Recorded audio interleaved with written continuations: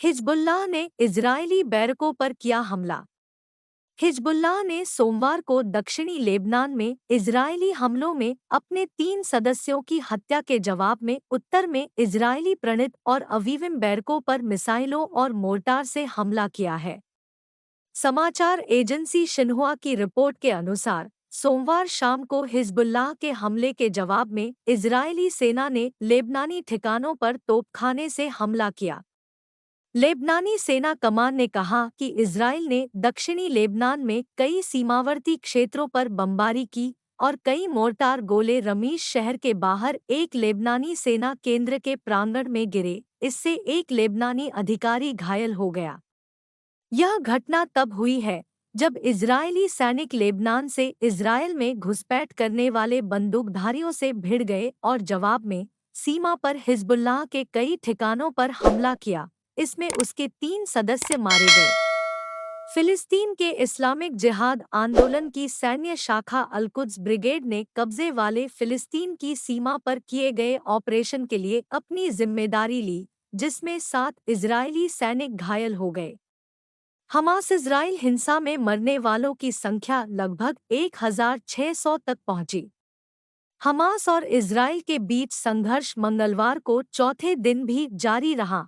ससे दोनों पक्षों में मरने वालों की संख्या लगभग 1,600 हो गई है, जबकि हजारों लोग घायल हुए हैं और अपने घरों से विस्थापित हुए हैं। सोमवार देर रात इजरायली सरकारी अधिकारियों ने शिन्हुआ समाचार एजेंसी को बताया कि 7 अक्टूबर को हमास द्वारा दक्षिणी इजरायल पर अचानक हमला किए जाने के बाद से 900 से अधिक लोग मारे गए हैं। 900 में से 260 लोगों की हमास के बंदूकधारियों ने एक संगीत समारोह में हत्या कर दी थी।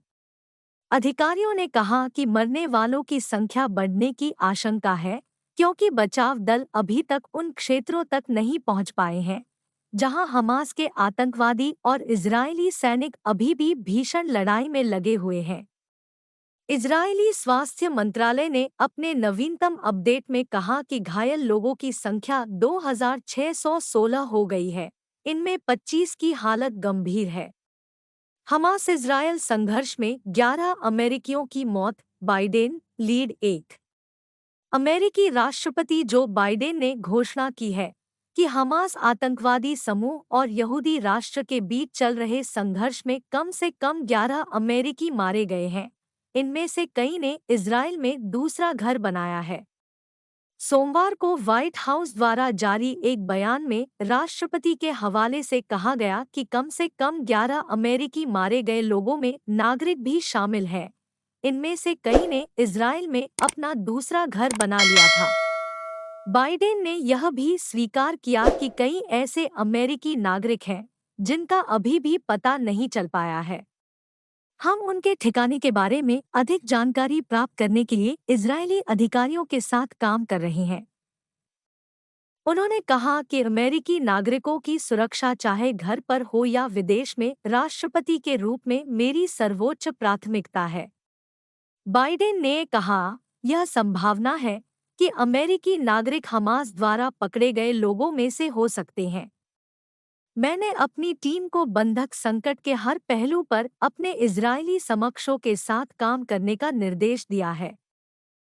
BNT की खास पेशकश।